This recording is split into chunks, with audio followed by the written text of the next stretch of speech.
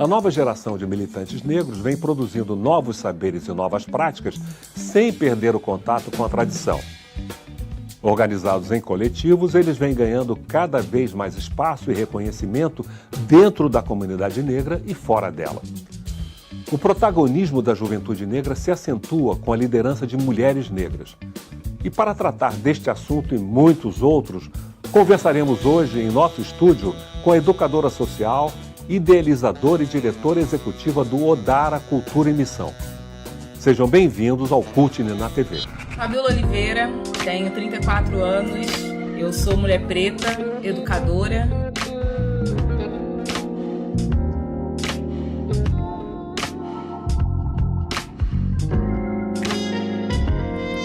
Uma das lideranças femininas do movimento negro contemporâneo, Fabiola Oliveira lidera uma organização voltada à promoção sociocultural da juventude de periferia.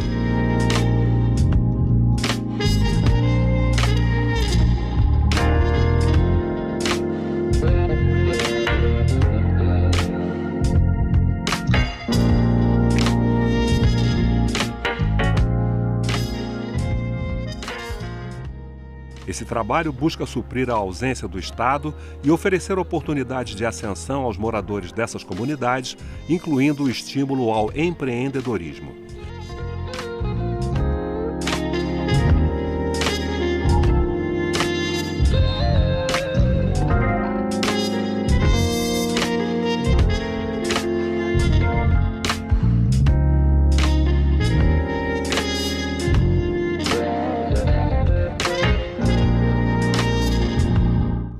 A nossa convidada de hoje é educadora social, idealizadora e diretora executiva do Odara Cultura e Missão, programa pautado na experiência com jovens e mulheres em situação de vulnerabilidade social. Através do programa Odara, ela realiza oficinas de formação cidadã com a metodologia das rodas de conversa e de fomento ao empreendedorismo cultural e social. Integra o coletivo de mulheres pretas cristãs na resistência, ambiente de discussões acerca da prática do racismo em espaços religiosos.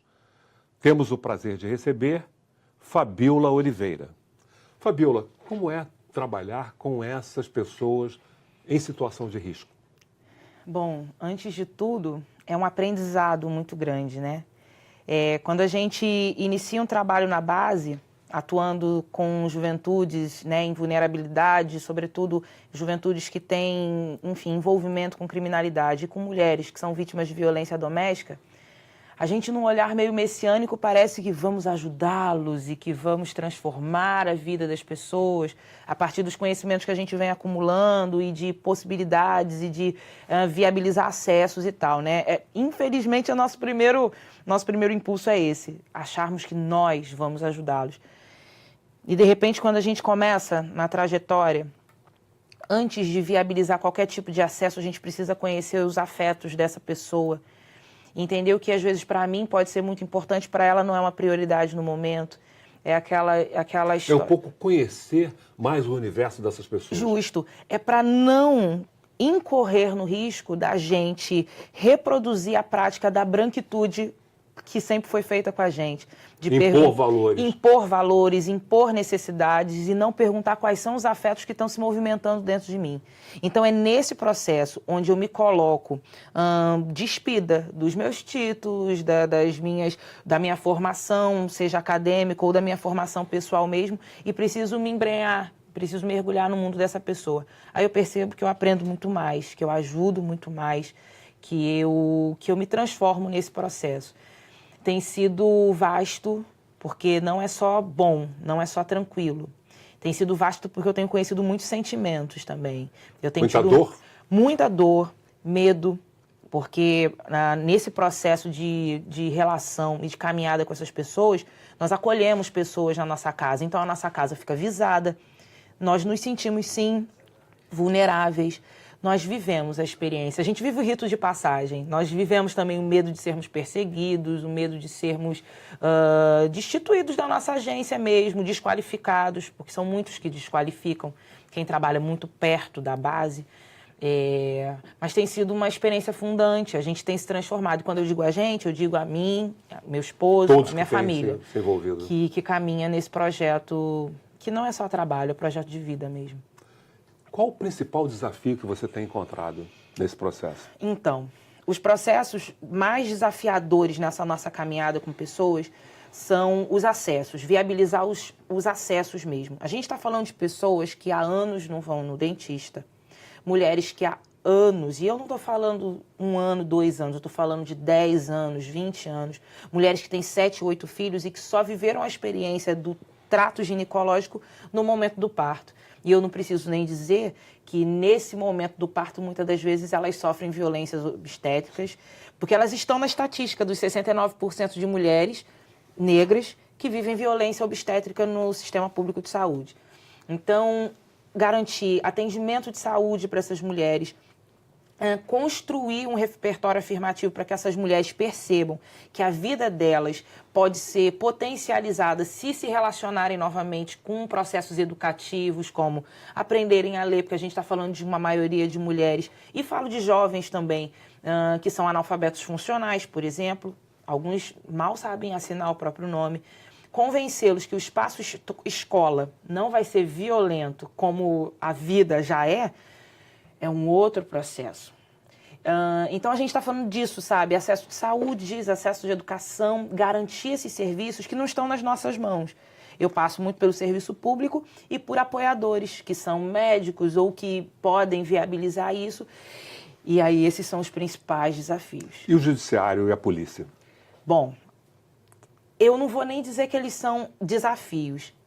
Eles são impeditivos mesmo. A gente precisa ser bastante honesto e tratar a realidade com a dureza que está posta para a gente todos os dias. Quando a gente está falando de juventude em situação de abrigamento, a gente está falando de abrigos, e aí eu estou falando aqui no município do Rio de Janeiro, que não abrigam, que ajuntam jovens e adolescentes. Obviamente, que eu estou falando do macro, porque se a gente for avaliar o micro, existem abrigos municipais que têm gestões muito importantes, muito afirmadas e muito comprometidas realmente com o desenvolvimento social e psíquico dessa criança, desse adolescente. Mas a gente está falando num aspecto macro de um espaço que mais amontoa crianças do que necessariamente acolhem. Curioso que você fala disso e a gente se lembra do que está acontecendo nos Estados Unidos com os filhos de imigrantes. Não é? E é basicamente isso. A gente não está falando de pessoas constituídas de agência, de humanidade. A gente está falando de amontoado de carne e que atrapalham o espaço social e que precisam ser retidos em algum outro. Mas não existe um acompanhamento psicológico ajustado. Quando a gente está falando de jovens, aí a gente falando de adolescentes que estão dentro dos espaços de socioeducativo. A gente está falando de jovens, por exemplo, que convivem dentro dos seus alojamentos com ratazana. A gente está falando de mais de 80% de juventudes que passam por socioeducativo, seja em unidades masculinas ou femininas, seja em unidades de semi-liberdade, como unidades de internação, que pegam sarna. Sarna. Eu estou falando de sarna. Né? Parece uma coisa do passado. Eu estou falando de sarna em 2018. Né? E aí como que eu não cheguei ainda no trato psicológico, né? Porque eu estou falando de um ambiente que muitas das vezes o menino sai. Quando a gente pensa em juventude em conflito com a lei, parece que a gente está falando só de pessoas que comem lavagem, né? De pessoas que necessariamente vivem uma condição paupérrima. São muitos os meninos que chegam nesses ambientes e que vêm, sim, de territórios e vida empobrecida, mas que conhecem a miséria e conhecem a fome e conhecem a ingestão de alimentos de péssima qualidade dentro de um espaço de socioeducação. Não tinham isso antes? Não tinham isso antes. Não estou falando nenhuma medida, que são meninos que vieram de condomínios de luxo com um sistema de circuito fechado. Mas eu estou falando de meninos que conhecem comida com bicho dentro do espaço de socioeducação, que conhecem cama com ácaro em espaço de socioeducação. E aí, quando a gente fala das mulheres nos abrigos judiciais, por exemplo, de mulheres que estão vitimadas pela violência dos seus cônjuges, porque eu não vou chamá-los de companheiros, né? E elas chegam nesses espaços, não existe uma caminhada psicológica para essa mulher que, ainda que vivesse a violência, mas ainda assim tinha uma vizinha, tinha alguém da padaria que ela ia, tinha alguém em volta. existe uma necessidade nesses espaços que é inegável. Não tem como reproduzir todo um afeto do ambiente familiar em espaços como esse. Mas se a gente está falando em ressocialização e reconstrução da agência de pessoas, a gente precisa começar a conversar de afetos nesse lugar. Isso implica que a necessidade de profissionais muito bem preparados para isso e, de uma certa forma, com um sentido de missão. Naturalmente. E aí a gente entra num outro assunto muito delicado. A gente está falando de um funcionalismo público que, por exemplo, quando minha falecida mamãe era viva e foi funcionária pública do Ministério Público, né, do Ministério da Saúde. Quando mamãe falava, quando ela conseguiu o emprego dela, quando ela passou no concurso, era com valor. O funcionário público, ele se sentia aquela pessoa, aquele agente do Estado, aquele agente que transforma a vida das pessoas. Era uma importância, né, que o funcionário público Como era, carrega. de uma certa forma, o professor. O professor era aquele sujeito que era capaz de transformar a vida de pessoas. Existiam pessoas, por exemplo, na minha família, a minha mãe, o pouquinho de tempo que ela conseguiu estudar é porque minha avó dizia que aquele pouquinho de tempo ia fazer com que minha mãe não fosse empregada doméstica para sempre, como de fato aconteceu. Mas hoje a gente está falando da lógica do funcionarismo público completamente desconectada desse prestar serviço ao outro, em ser via de humanização e de cidadania para o outro. A gente está falando de só mais um espaço no mercado. Então a gente está falando de pessoas que estão dentro do funcionarismo público lidando com material humano, que, eita, materialzinho complicado, que somos nós, lidando como se fossem amontoados de papéis em cima da mesa. Quando eu falo de afetos, eu não romantizo a discussão dos afetos. Não mesmo, embora tenha o lugar da romantização, tenha sim. Mas quando eu falo de afeto, eu falo de via de construção, de reconstrução de agências. Porque é impossível eu viabilizar através dos meios técnicos que eu tenho, através, seja dos conhecimentos, sejam dos apoiadores do nosso projeto, é impossível eu chegar nessa pessoa se não for pela via do afeto. Eu vou continuar dando dentista para ela porque o dente está ruim. Eu vou continuar dando ginecologista para ela porque o trato ginecológico dela não está legal. Eu vou continuar, sei lá, trabalhando, oferecendo o tratamento neurológico para o jovem porque ele precisa de acompanhamento neurológico. Mas eu não sei quem ele é. Eu não sei quem ele é. Faz isso de uma forma genérica. Genérica e técnica apenas. Técnica. Né? Sem envolvimento. E a gente tem um monte de técnicos dentro desses espaços, mas com muito pouca formação humana. E isso tem transformado o nosso estado no caos humano que a gente tem tido, né? Um dos aspectos que vocês têm trabalhado, o Odara tem trabalhado, é o estímulo ao empreendedorismo nessas comunidades. Como é que isso tem sido feito? Isso vem um pouco na verdade, vem bastante do nosso entendimento de construção de repertórios afirmativos. Então, o que significa isso? Bom, vamos pensar na gente, né? Vou falar de mim. Eu, com 14 anos, eu sabia que eu podia estudar no Colégio Pedro II e no Cefet, se eu fizesse uma prova e passasse. Eu sabia que eu podia fazer no Cefet um ensino técnico e segui-lo, ou, como aconteceu comigo, estar dentro do Cefet e conhecer muitas pessoas ligadas ao movimento social. Ganhar capital social. Ganhar capital social. Mas tem muitas meninas que moram na favela do Aço, em Vila Paciência, na zona oeste do Rio de Janeiro, que nunca ouviram falar que uma mulher parecida com ela, uma mulher negra como ela, pode ser pedagoga e ter um espaço de construção e trabalhar com artistas, bem como trabalhar com pensadores, trabalhar com pessoas que estão fazendo movimentos sociais. Eu aprendi isso porque a minha mãe ouviu falar que uma menina de 14 anos podia fazer o ensino médio numa escola pública federal. Porque a mãe da minha mãe ouviu falar que se ela estudasse um pouquinho que seja, ela não ia ser empregada doméstica pro resto da vida. Essa é a questão do repertório. Eu tenho uma cartela de opções, que não são apenas reproduzir o que as mulheres da minha família fizeram a vida inteira, que foi ser empregadas domésticas, e que os homens das gerações anteriores da minha família, que trabalharam com construção civil, e ser aquela pessoa que vai servir a vida inteira. Então nós vamos voltar no próximo bloco com a questão do empreendedorismo. Fique com a gente.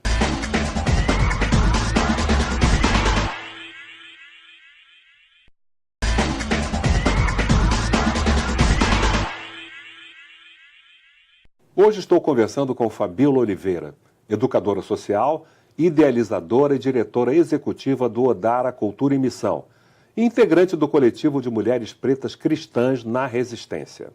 Fabíola, você poderia dizer de como vocês estão realizando esse trabalho do estímulo ao empreendedorismo? Então, a nossa caminhada com o Odara ela é bastante relacional, né? A gente vem experimentando essa construção dos repertórios afirmativos a partir da relação, a partir da caminhada mesmo. Então, a gente atrai essa juventude para a gente. Atrai como? Atrai através de caminhada. Quando estamos nesses espaços, né, produzindo as oficinas de formação cidadã, a gente, quando são espaços de privação de liberdade, a gente atua especificamente dentro desses espaços. Quando a gente está falando dos espaços como é que fala?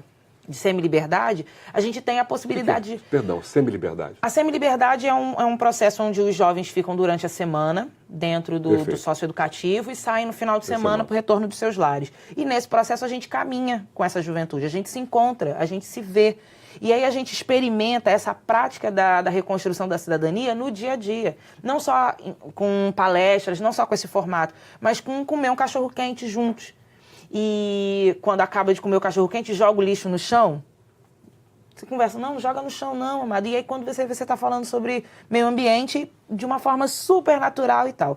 E nesse processo de caminhada, de atração dessa juventude com a gente vai inserindo essas juventudes nas atividades do Odara, que são atividades voltadas para as rodas de conversa, que é a metodologia que a gente usa, de construção de conhecimento a partir da nossa ancestralidade, que é a griotagem.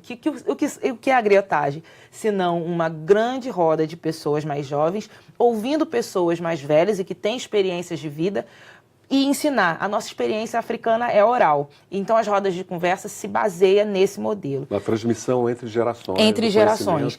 Mas não necessariamente as rodas de conversa só tem pessoas mais velhas, mas a gente entende que a nossa juventude também pode exercer a griotagem a partir de compartilhamento do que vem vivido no caminho. E esses jovens, na medida que eles estão com a gente, eles vão começando a perceber que existem pessoas que trabalham com audiovisual, existem pessoas que fazem produção de conteúdo, existem pessoas que escrevem, existem pessoas que fazem assessoria de produção, existem pessoas que entram em contato. E aí nisso, deixa eu fazer uma transmissão ao vivo, faz com seu celular mesmo. Mas eu estava pensando que em vez de estar organizado assim, pode estar organizado assado. Isso é produção. Mas eu estava pensando que em vez de falar aquilo, poderia falar aquilo outro. Isso é produção de conteúdo. E na medida que esse jovem vai fazendo, ele vai sendo alertado que aquilo que ele faz não é só algo tão natural assim. Se chama assistente de produção, se chama operador de áudio e vídeo, se chama isso. E nisso, esses jovens vão começando a perceber que eles podem empreender com a sua própria vida nas áreas da cultura e da educação. Eles ampliam as suas expectativas. Naturalmente. E claro que dentro disso, pessoas como você, exercem aquele papel que em inglês eles chamam de role model, Sim. modelo de comportamento Sim. social. Se ela pode fazer, eu que sou parecido com ela, posso fazer também. Naturalmente. É uma responsabilidade. Sim, pois é. Por isso que esse trabalho, eu disse lá no início, eu aprendo muito mais do que qualquer outra coisa. Porque eu tive que entrar num processo de autoconhecimento muito grande. Eu tive que começar a empreender na minha própria vida. Eu tive que começar a pensar em autocuidado. Eu tive que começar a pensar em me autogerir, gerir os meus afetos. Porque eu não preciso ser um fake, eu não preciso ser a pessoa perfeita que tudo faz tudo certinho o tempo todo. Mas eu preciso ser a mulher negra que assume as responsabilidades daquilo que faz. Seja a responsabilidade afirmativa, como a responsabilidade que às vezes destrói processos e que às vezes dá tudo errado e que precisa voltar o entendimento de Sankofa, né? Eu preciso estar o tempo inteiro percebendo o que está atrás, o que aconteceu antes, para que eu me alimente disso e prossiga num futuro afirmativo.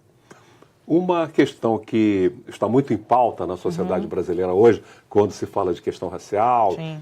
é a intolerância religiosa. Sim. E você está envolvida com uma organização que combate a intolerância religiosa Sim. a partir de uma perspectiva cristã. Sim. Você poderia explicar isso para a gente? Claro. Eu faço parte do coletivo Pretas Cristãs na Resistência, onde eu caminho com minhas irmãs, mulheres pretas, que vivem a experiência do Cristo e do Evangelho dentro de um espaço que, antes de ser um espaço espiritual, nós não podemos negar que ele é um espaço social composto de pessoas. Nós não estamos numa bolha. Somos um extrato perfeito. E quando eu digo somos, eu estou falando da instituição igreja. Somos um extrato perfeito da sociedade, com todos os seus benefícios e as suas produções afirmativas, bem como com as suas produções negativas e que destroem, que silenciam, que invisibilizam pessoas. Nesse sentido, quando a gente caminha enquanto pretas cristãs na resistência dentro do espaço igreja, a gente vem apontando e fazendo denúncia, que enquanto cristã a gente fala como denúncia profética. A fala profética é essa, uma fala de denúncia daquilo que não se relaciona com os pilares do reino de Deus, que para a gente está pautado na paz, na alegria e na justiça. Se uma mulher preta, dentro do espaço eclesiástico, só tem relegado a ela o espaço da cozinha, nós precisamos falar sobre justiça. Se os espaços de serviços gerais e de manutenção da limpeza dos espaços estão apenas relegados às mulheres negras, nós precisamos debater sobre justiça. Quando os espaços de, seja tomar conta da porta como segurança ou organizar o estacionamento, está relegado aos homens negros, na sua maioria, nós precisamos conversar sobre justiça. Quando a gente pensa no escopo da organização e das lideranças eclesiásticas no Brasil, e a gente vê uma grande maioria de pessoas brancas, nós precisamos falar sobre justiça. Questionar a branquitude? A gente precisa. Porque, sobretudo, quando a gente pensa na própria construção do Evangelho, e quando eu falo que o Cristo que eu caminho é um Cristo preto, é um Jesus Cristo preto, parece que eu estou empurrando em Jesus Cristo uma bandeira. E não, eu não estou apenas empurrando em Jesus uma bandeira da discussão do racismo. A gente só está respondendo de maneira prática uma pergunta: como um menino, como uma criança, ficaria em exílio político no Egito se fosse um menino branco, louro, dos olhos azuis? Não é uma pergunta? O que a gente faz com a igreja etíope? O que a gente faz com a experiência do evangelho dos nossos irmãos etíopes? Que foi a primeira igreja cristã organizada? Copta? Exatamente, primeira com espaços de séculos. Por que a gente fala de uma cristandade que se organiza em África, mas a gente silencia essa historicidade da construção do evangelho? Eu não estou empurrando um movimento social para dentro das discussões do Evangelho, porque na perspectiva que eu vivo hoje, o Cristo está no centro, mas o Cristo preto está no centro. E discutir o racismo dentro da igreja é sim discutir uma opressão política, uma opressão social, mas no nosso entendimento que está imbricado, né, a minha visão de cidadã e a minha visão de mulher de fé, eu discuto o pecado do racismo, porque o racismo tem matado pessoas em vida dentro daquele espaço. E você falou tem falado do Cristo preto. Uhum. O curioso é a gente perceber como é que a figura do Cristo foi embranquecendo também. Sim.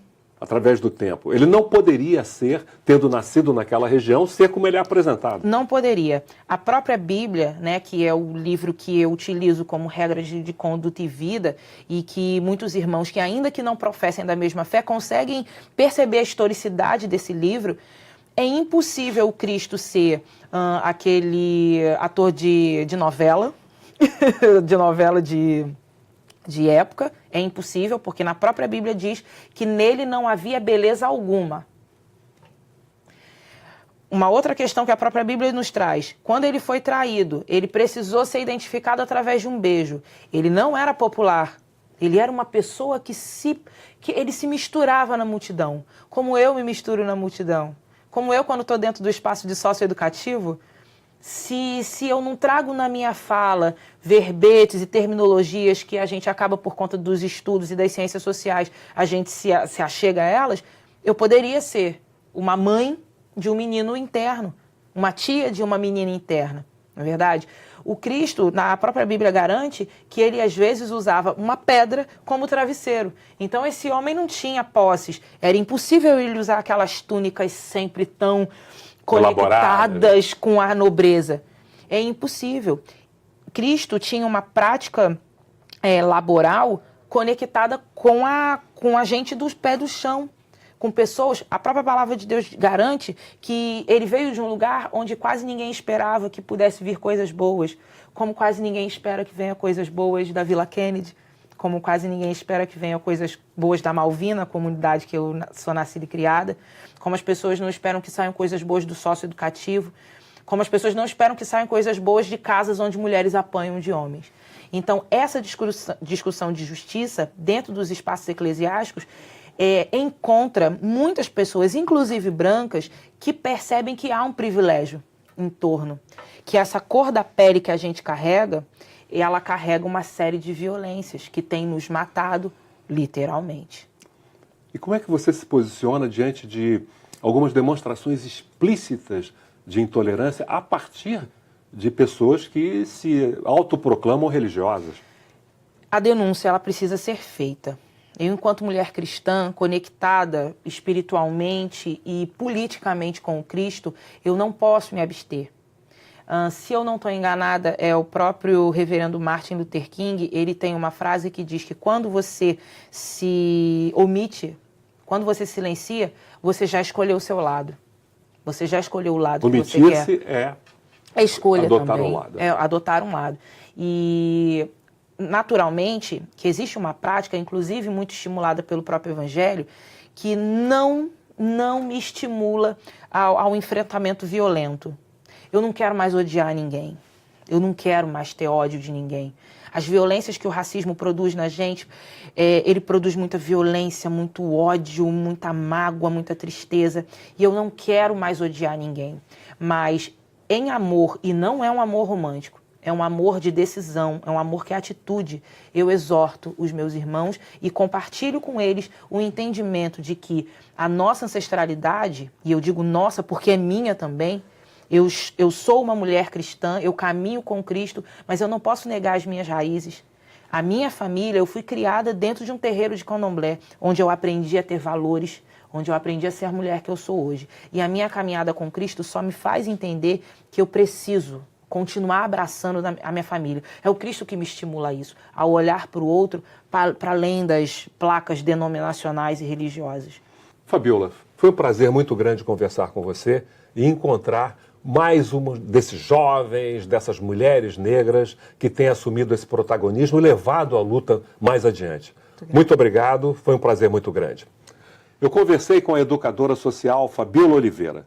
E para rever essa entrevista e todas as outras, é só acessar www.alerj.rj.gov.br ou www.cultine.com.br. Obrigado pela audiência e até o próximo programa, quando estaremos juntos mais uma vez. Cultine é a oportunidade de os negros serem sujeitos do discurso.